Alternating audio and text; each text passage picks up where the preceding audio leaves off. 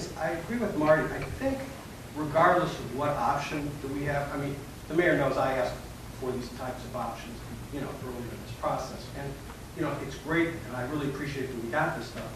But regardless of which option we do, I think that we ought to have these meetings, not with any fixed anticipated concept that we're going to do a tax credit rollback, but just to do them anyways, to get input from people, and then we can decide which way to go. They're not mutually exclusive. In other words, we can do the meetings and then say, and talk to the people, and put this all up on a chart and show them, and get some sort of idea from people, and over the next, you know, 4 or 5 months, to figure out what the people want. And I think that that probably is the best way to deal with these particular options, because that opens up the door. It doesn't eliminate any option, but rather it provides for these 4 options as well as any type of other option that we can come up with. And that worked well with the road levy. When I held the meeting regarding the road levy, and we actually showed the residents all the different scenarios, they chose, and Dennis can tell you because he was on that committee, they chose a higher rate, and they actually passed it. So it worked well, you know, to bring everything to the people. There's no problem, and it's whatever council wants. We're going to stay in order, and I'm going to flip as prerogative. If you want to. No, go ahead. Okay, thank you, Mr. President. We've had a lot of discussion, and I'm going to tell you right now, I'm against the safety levy and I'm against garbage, charging for garbage. I just don't think either one of those. We made a big pitch for the garbage. We got a new system. We said we're going to save money on it, and I just can't see going back to the residents saying, oh, by the way, you got to pay for it. Safety levy is short. I'm not very comfortable with that. It has too many ramifications to it.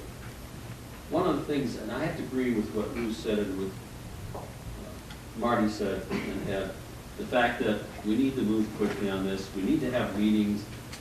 We had an excellent turnout last night. We had good discussion, but that was only, you know, what, 200 people, whatever was here, compared to, you know, the 9,000 households we have in South Euclid. What I'm trying to say is, very simply, is I have to agree, we need to have some meetings to explain to the rest of the city of South Euclid what it is that's going to cost to maintain the safety levels that the people wanted last night, okay? Here we are in March, the end of March, okay? Which means we have April, May, June, okay, if you want to do it that way, and have meetings during those 3 months. If you were to pass the budget the way it is now, without any cuts, and continue to have the meetings, and make a decision in July or August, whenever, and say, look, we've had the discussions, we've had input, all right? Yes. Okay. We've had input from the residents, and now they've given us a direction as to where we want to go. We have 2 options, roll back or raise the income tax. If we pass the budget the way it is right now without any cuts, I would want to hear back from the unions as to what they're going to give back to help us maintain their positions. Mayor, you said you're going to have some meetings with them. Union people, I'm sorry, but it goes both ways. You have to decide what you're going to give back to save your jobs. I'm not saying that you have to give a lot back to save your jobs, but you're going to have to give something back. I had to give back a lot often when I was trying to work, okay? When I was working at the clinic. There were a lot of times I had to give back. So I'm expecting that if we do pass this budget as is, without cuts, that we're going to hear something back from the unions to tell us how they're going to help us save their jobs. In the meantime, I would like to see, as we have said, meetings held to explain to the public what it is it's going to take to maintain the safety forces that they ask for. And the services too. It's not just the safety force, it's the service department too. Okay? Those are my thoughts. we are at a very critical point right now. Yes, we have $3 million left in the bank, but we're not going to have $3 million in 2015.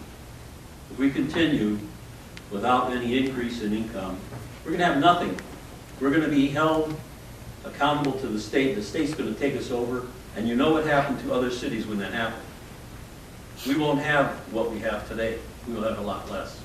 We won't have the services that we have today. It'll be cut back because the state doesn't really care about South Euclid. That's obvious. They've taken us, they've raped us, basically.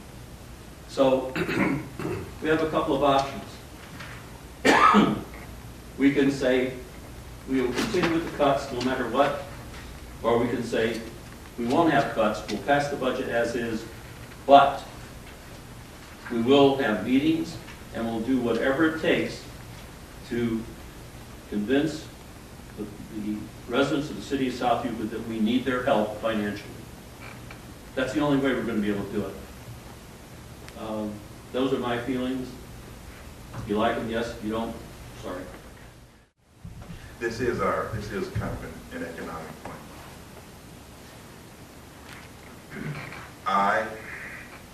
When we had the rollback, I recall, we voted and we learned a lot. I voted against it going, taking it off, because one of the things we must do as leaders is not necessarily look at short term, but we've got to look at long term. We have to take a long term view of what's best for the residents of the city, what's best for our kids, our grandkids. So taking a long term view.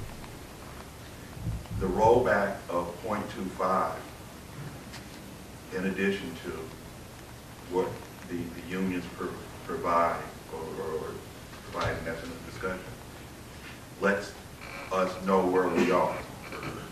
I think then, with the sunset clause and further discussion, that income tax raise of 0.25 of sometime next year could be placed on the ballot through education. Sort of a process of rollback, then a process of education.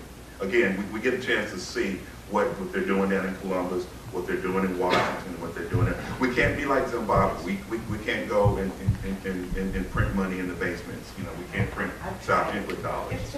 We'd have the lieutenant back there, the sergeant back there getting on us for counterfeit. Yeah. Not just people who work outside the city. Yeah, but then you say, I'm saying you start with one to address it, and I'm saying the 2.5. I spoke with, Mike. I spoke with Mike last night.